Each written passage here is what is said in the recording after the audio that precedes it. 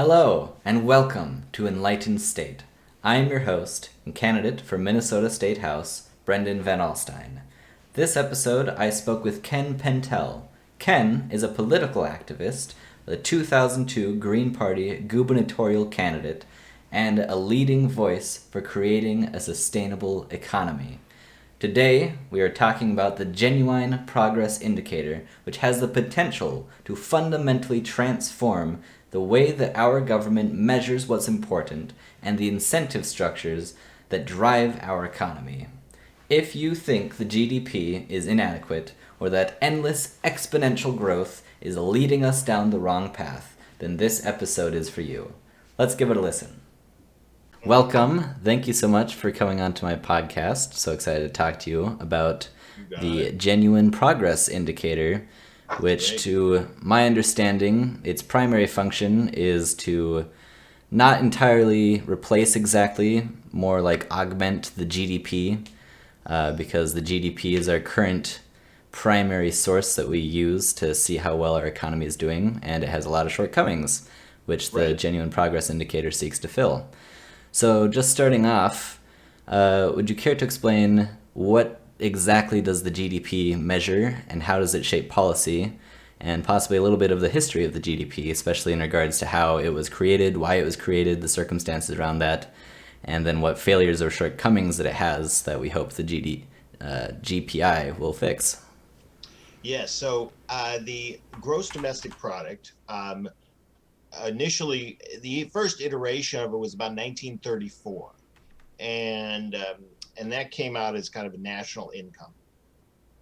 And then over time it changed its shape a little bit, became gross national product, then gross domestic product, as the dominant economic signal on Earth. And so what the gross domestic product does is basically, the way I describe it, it's just a monetary footprint within a domestic economy. And basically after World War II, the gross domestic product became the measure, the metrics that led to the measure that most all nation states use to calculate their national economies. And the misconception, of course, was that it was used for kind of a measure of the health of an economy. It really isn't. It's just an aggregate number, which really doesn't have any value or limits. And so the gross domestic product is now calculated by about 200 nation states on the planet. It sets pricing, interest rates, and budgeting. And if we go two negative quarters of GDP, it's a benchmark for a recession. So the gross domestic product is a growth imperative. And that's what my concern is that we're locked into ecological overshoot right now. We're living beyond our means on the planet. And as of today, oddly enough, July 28th is Global Overshoot Day. From this point forward, we will be in a diminishing return.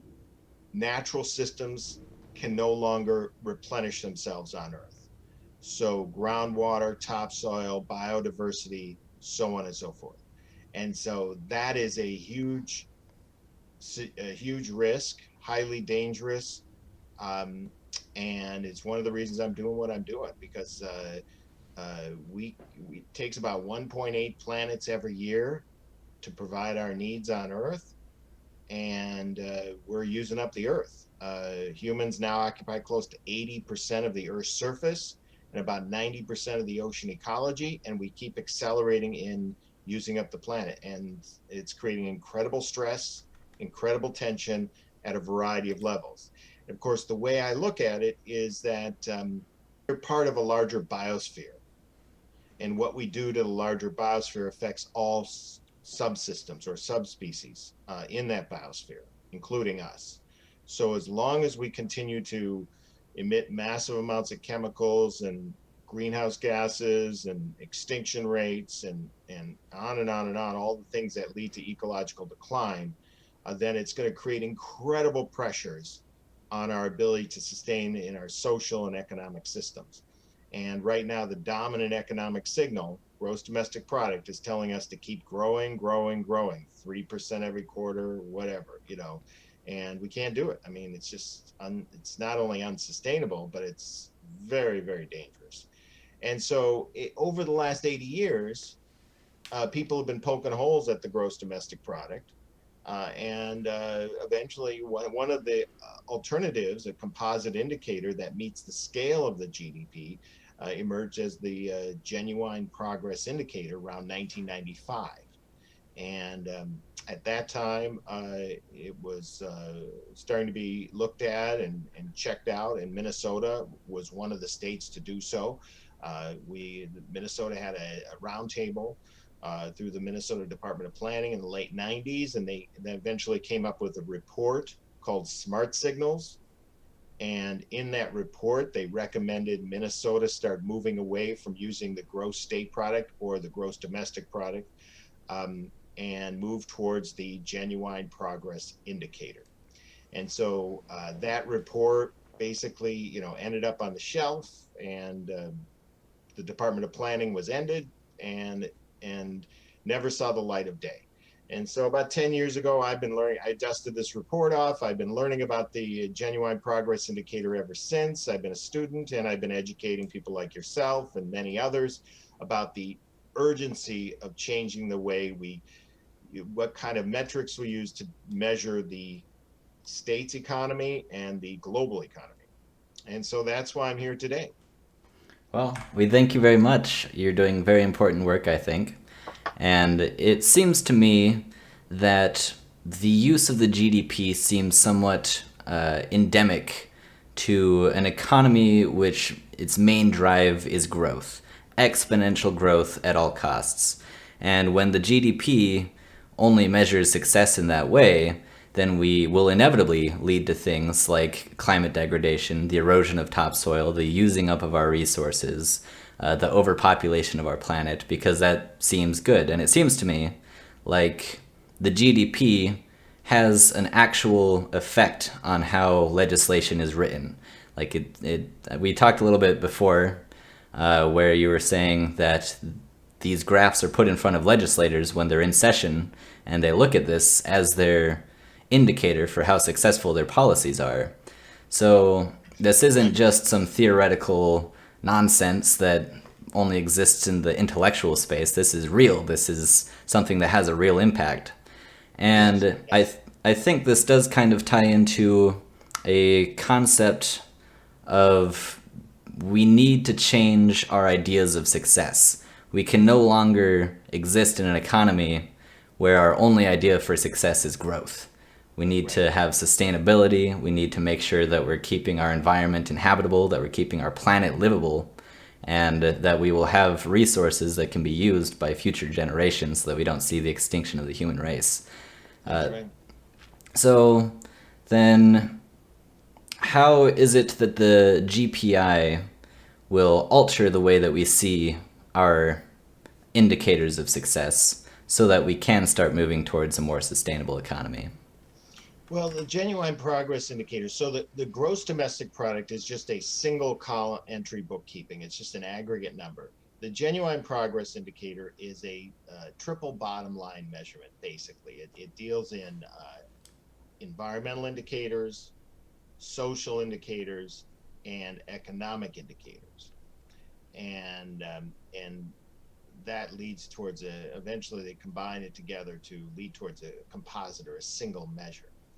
And the genuine progress indicator is considered a social welfare indicator, because and it's considered weak on sustainability just because it takes into account the human condition.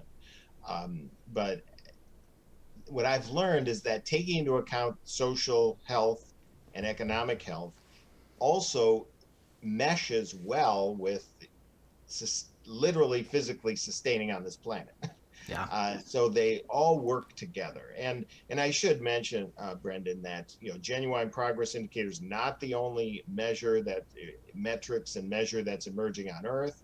There's like the gross national happiness index, and Mm-hmm. there's happiness, happy planet report comes out of the United Nations. There's the Human Welfare Index. There's many other types of indexes and indicators out in the world.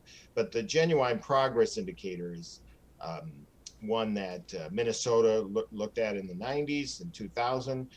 4 states passed it into law over the last 12, 14 years now, and have learned to use it in a cursory way. Maryland, Vermont, Washington State, and Hawaii. 20 states in the United States have done either statewide GPIs through academia or through state government. And then over 30 nation states have done genuine progress indicators and continue to do it across ideological lines. It's not an ideological discussion in many respects. It's just about accurate accounting. And so it's considered the most scientifically vetted alternative to the gross domestic product on Earth right now. The genuine progress indicator takes into account one, I'll give you just a generic explanation, then we can go into some details. It starts to do a number of things. One, it starts to what's known as internalize external costs. So it starts to put pollution in the bottom line of our spreadsheets and our measurements, our metrics and measurements. And so that's one thing it does that the GDP does not do. The other thing is the genuine progress indicator takes into account non-monetized activity. So it values household work, volunteerism, things like that, where the gross domestic product does not recognize non-monetized activity. And then third, the genuine progress indicator takes into account things like income inequality, where the gross domestic product does not care about allocation of resources. So these are just a few of the differences that the genuine progress indicator has with the gross domestic product. Did that make sense? Yes. So, Okay. my question for you would be then, if we're taking into account with the genuine progress indicator things like environmental sustainability, wealth inequality, non monetized work, to me personally, these are things which I think are very important. But if we're talking to people who are, more ideologically inclined towards using the GDP as a measurement, then why, in your opinion, is it important for the economy to measure things like wealth inequality and non monetized work if our current understanding is to monetize everything and to make sure that all aspects of the economy are being tracked in that sort of way? Then why is it then beneficial to start tracking the things that we don't currently? Just to mention that there are things you can't put numbers on, right? The value of the commons, like nature and Yeah. the biodiversity and that you can't put a value on. You can't put the value on love and health and happiness. There's no way to put a number on all of that per se, and many other things. Creativity. It's hard to put a number on these things because they're so kind of like seen and unseen forces. Things that we feel that are part of our lives. So the importance of this discussion would be around the idea of, let's say, just economic stress in people's lives. So right now, somebody takes care of a house, a home. They wake up at 5:30 in the morning in Otter Tail County or Hennepin County or Wabasha County, wherever. They wake up 5:30 in the morning. They tend to the animals, the kids, the cleaning, the cooking, the mending, till 9 at night for 40 years. In the gross domestic product, that activity is invisible. It doesn't show up.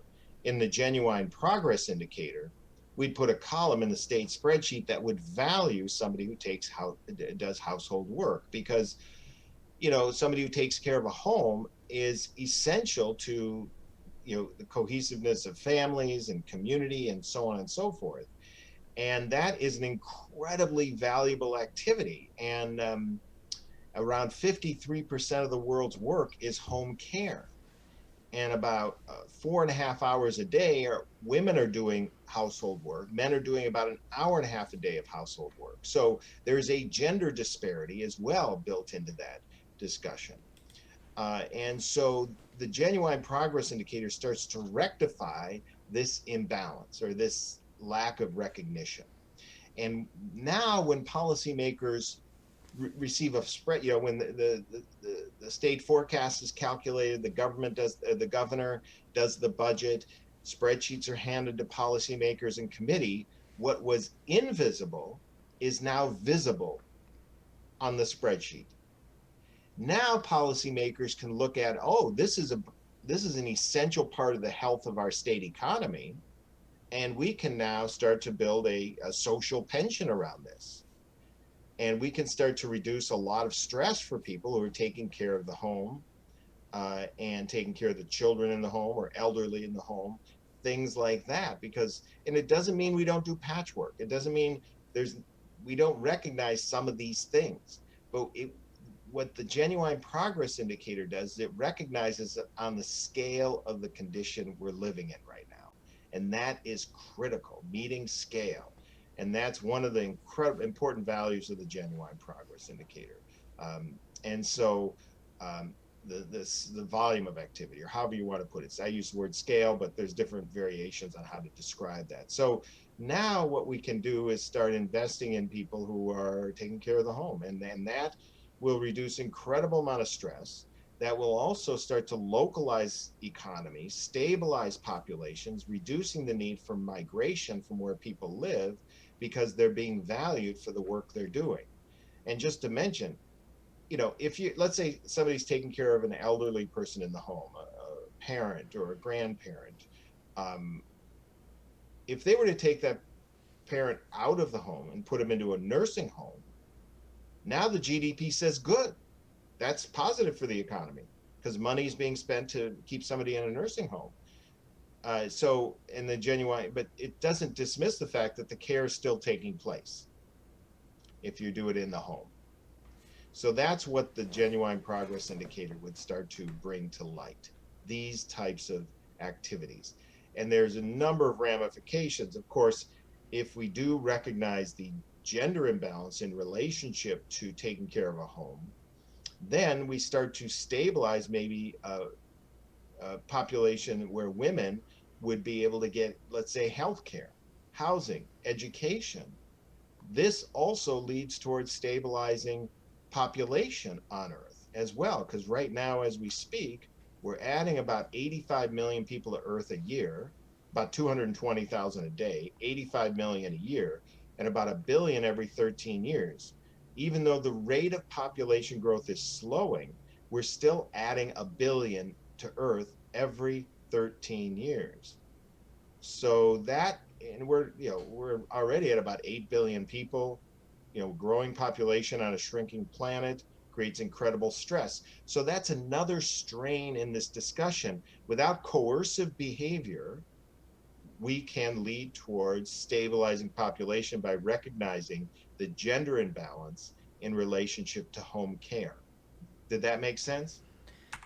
Yes, I think that a big part of the problem with the way that we conduct our society is that we don't value things monetarily, which we value most as human beings. We don't value the people who are taking care of their elderly parents, even though if you went around and asked people whether it was better to take care of your parents yourself or to put them off in an elderly home where you only visit them, diminishingly because you're embarrassed at having thrown them in there, most people would say that they would rather take care of their family. And it feels like there's a somewhat spiritual element to the GPI that it's trying to grasp at, that the GDP doesn't care about. GDP feels as though it's just kind of hard numbers, hard data, only caring about the things that we can put a monetary value on and dismissing everything else. And so then it's kind of funny to me. That's a good point. Hang on one second, Brandon. Sure. Hold that position. Brendan, you're absolutely correct um, about the aesthetics in relationship to this discussion, because one of the things that gross domestic product incentivizes is overproduction in most sectors.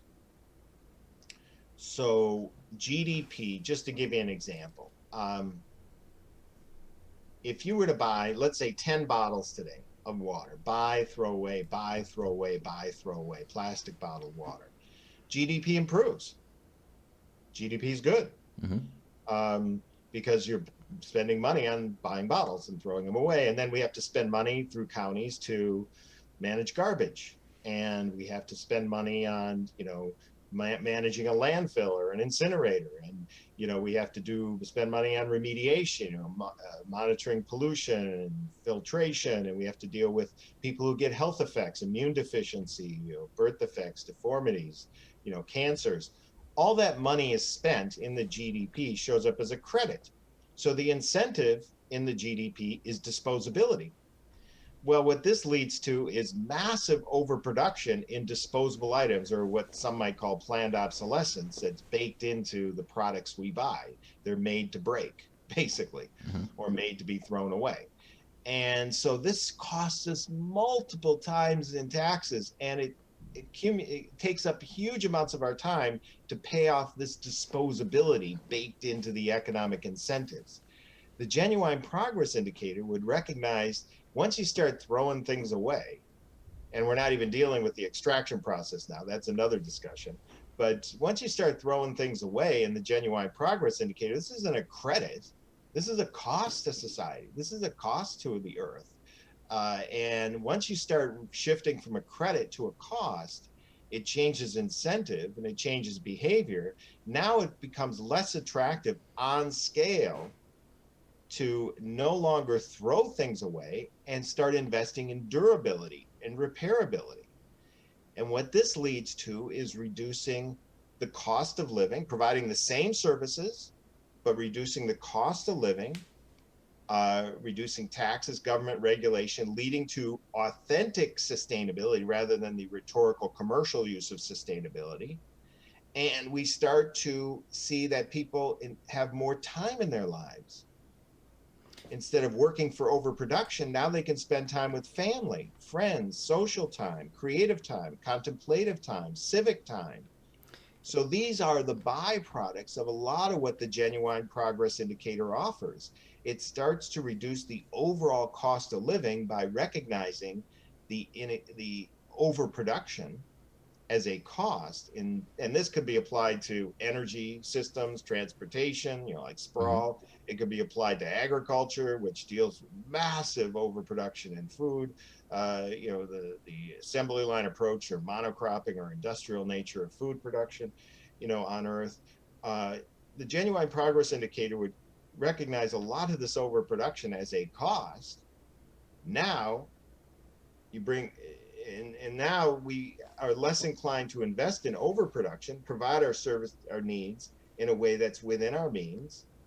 And now people do, as you mentioned earlier, have much more time to do things that are aesthetically pleasing in their lives. Yes.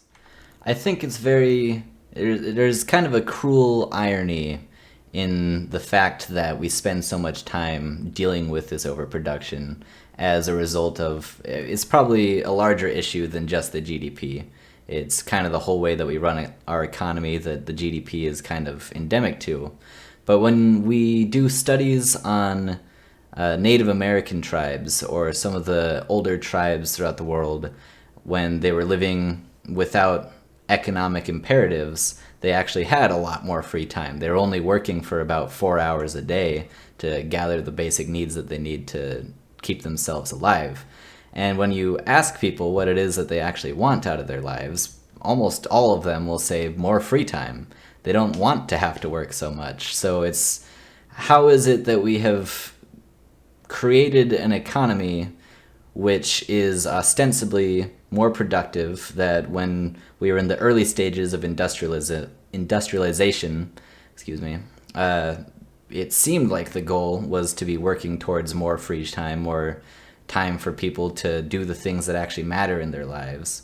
Right. But Right. instead, we've somehow gotten Yeah. to this place where we have less free time, where we have more desperation, where we have more poverty, even though we're existing in the most profitable economy in the history of the world.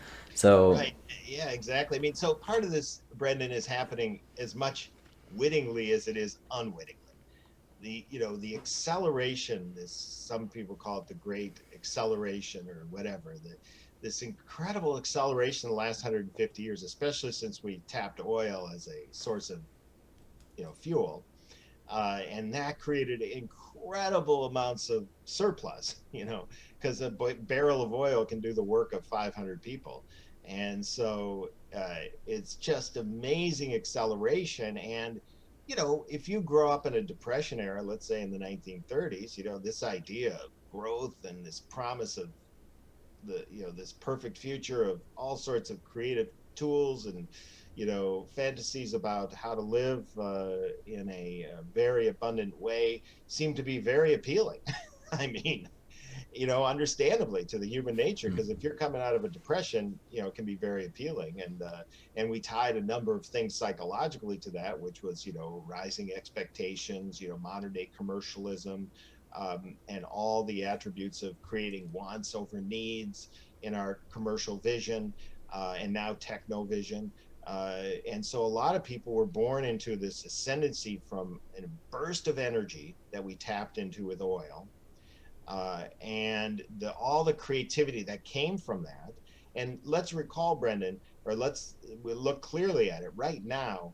20% of the world's population is consuming 80% of the world's resources. So that means 80% of the world's population is only consuming 20% of the world's resources. So what's happened in the rich nations, the Western European, United States, China, Russia, Japan, Brazil, these nation states are really the biggest consumers, and the super rich are really consuming at an incredibly more acute rate than most everyone else. And so what's happened is that it's created incredible disparity. And so it's not everybody on earth that's dealing with a lot of this massive overproduction and that overproduction is also baked into our infrastructure as well. Like I mentioned earlier, like sprawl.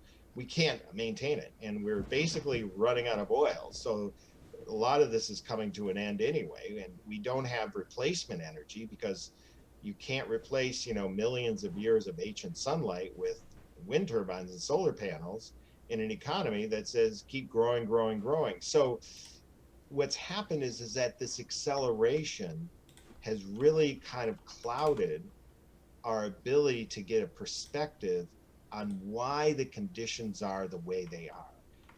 A lot of people, especially in the United States, which since I've been born has been consuming 30% of the world's resources, only 5% of the world's population. And so we're really out of balance, and we're not getting the information we need to get us into balance, especially through our mainstream information outlets. And so I don't know if I answered your question, but this is a conundrum we're locked into, and the genuine progress indicator imperfectly. Remember, this is an economic measure or metric that leads to a measure, but we also have to deal with governance as well. So it's not in isolation from governance, how humans convene, how we maintain good systems, and how we solve problems when things go wrong. And that also needs to be talked about in relationship to economy. Because if we are going to solve problems, we're going to have to figure out ways to convene in a way that can actually translate based upon the condition we're living right now.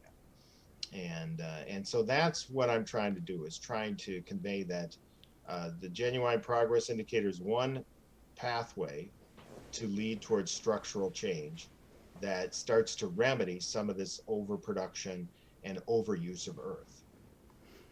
yes, I think you did a wonderful job of answering my question. Thank you. Great. So it feels to me that a lot of the issues surrounding our economy are based in this desire to just grow without much regard for the world around us. And I don't know whether that's intentional, if there are so called bad actors out there who are purposefully, just disregarding everything else, or if it is more because we don't have the proper information. And I think that a big part of why GPI appeals to me specifically is that it starts to change the social consciousness of what it is that we value and starts taking that into account when we make our policies. And so I would hope that the result of that would trickle down into business, into the agricultural industry, and would lead to better investments into green energy. I notice you mentioned Ancient Sunlight. Must be a Tom Hartman fan like myself. Right Well, in he had the the book. Yeah, Yeah, I'm he had I'm the right in book the middle wrote of exactly. that book right now, actually. So part of what I wanted to talk to you about is the conversation surrounding switching to green energy seems to be very much hindered by, especially right now, the rise in gas prices and oil prices and how people care more about bringing those back down because those are the things that affect everyday people. But as we use more and more oil, even disregarding the environmental cost, we're running out. We're not going to have that resource to keep our economy running at the level that it is. So we Right. have to switch to green energy and we have to start reducing the amount that we produce, especially because so much of it is just wasted and we waste so much of our economy dealing with overproduction. So this GPI is a wonderful first step. I think it's really good for changing that social consciousness and making us change our views of what it is that we consider success. But what would the next steps be towards creating a sustainable economy? Well, I think what you're going to see is a lot of this change, Brendan, is going to happen as much out of necessity as choice. You and I can have this conversation. We can have all the plans in the world and all the techno visions of the world, and that's great. But nature, the limits of the habitat we depend on in the biosphere are going to force us to change either intuitively or with full awareness that we have to change through either fires or droughts or floods or whatever is going to force us to recognize, oh my God, I'm being shocked into the situation. But I think ultimately what's going to happen is that we're going to see a kind of a convening, kind of a communal activity inherent. People are going to start sharing transportation more. They're going to start sharing housing. They're going to start building or living in areas where they can go to walk to the store, walk to school, walk to work. So people inherently are going to start to simplify their lives because that will reduce a lot of the economic stress in their lives. The genuine progress indicator would lead to this. It would lead to localism. It would lead to uh, the idea of like I mentioned earlier, durability, repairability, the idea of incentives towards local restorative regenerative agricultural practices. It will lead to those kind of things. It will lead to things like co-housing or that type of an approach will become a natural outcome. Under the umbrella, people use the term resilient or resilient cities or resilient regions. And it'll lead towards more of what I identify as a bioregional approach. I've done some outreach recently to the International Joint Commission, which is a US Canadian body that oversees the Great Lakes, and saying we need to start looking at our economy more in a bioregional approach. What's basically recognizing what are the limits of this ecosystem, like the Great Lakes or the Upper Mississippi Basin, things like that. And so now we start to shift a lot of the framing that we were growing up with. But once again, there are powerful interests who don't want to change what has made them wealthy in the existing system. And part of that is their sense of being out of fear. This is what they've learned. They've grown up with the GDP. They don't want to change their ways. So I understand that fear. At the same time, they're going to use a lot of trickery and a lot of manipulation to maintain their position. And that's going to create a lot of suffering for non-humans, our fellow creatures, and habitats, and it's going to create incredible suffering for those that don't are locked into like central cities who don't have access to easy agriculture or energy, and so on and so forth. And so we're very, we need to have ideally a thoughtful response. And that's what the genuine progress indicator, in my opinion, offers, is a thoughtful response that meets the scale of the problem we're facing. It's holistic, and it is well vetted on this planet. So that's why I feel this is important. Yes, I think that opening up the can of worms that are special interest groups, we're going to end up talking a lot about that because that's kind of all the rest of the questions I have for you. Currently, Yeah. we have 2 minutes 30 seconds left, Go to so us. I think we should. Yeah. What are your I final thoughts there, Brendan? What do you what's you want to represent the people of Minnesota, so tell me, if you had your way, what way would you go? Yes, well, my primary interest in running for office is to break down the power of international corporations, of special interest groups, and the way that they work together with the government for their own purposes and don't represent the interests of the people. That's what I'm going into politics to do. I think that the best way to do that is to start by going after dark money, start by going after lobbyism and the revolving door between politics and the business world, and then preventing Congress people and other elected officials from being able to trade the stocks that they are making legislation about. Once you break down that relationship between business and government, I think that we'll start having politicians getting into office who are willing to fight for the people and having the ability to go to our politicians and say, hey, this is what is actually important to the communities. Now that you don't have other incentives, fight for that. So, Right, right. Great stuff. And, that's an important strain in this discussion that you just brought up. I mean, it's not, because a lot of the problem solving that you and I are talking about in relationship to the habitat and our social and economic condition, that's been proposed many years in the past. And these powerful interests, whether they're doing it for whatever reasons, altruistic or nefarious, are interfering in our ability to translate the remedies necessary. So I think you're onto something there. wow. Thank you very much. Thank you for coming on to my podcast. I very much look forward to having you again as a guest. Yes, You and we just tapped the surface. I mean, I hopefully there's For a sure. lot more to talk about. All right. Well, this has been a great conversation. I will stay in touch with you. Right on. All Good right. luck. Yeah. Take Thank you care. very much. Bye Yep. bye. Bye bye. Thank you so much for listening to Enlightened State with me as your host and my incredible guest, Ken Pentel. Do you feel you've learned something? Do you believe that the only way to facilitate real change is to fundamentally alter our system of values and the incentives that drive society? Let me know what you think on Instagram, Facebook, or Twitter at the username Brendan4MN. If you liked what you heard so much that you just can't contain your enthusiasm, then head over to my website at brendan4mn.org to find out what you can do to take part in the recreation of a political system that values human interests over special interests.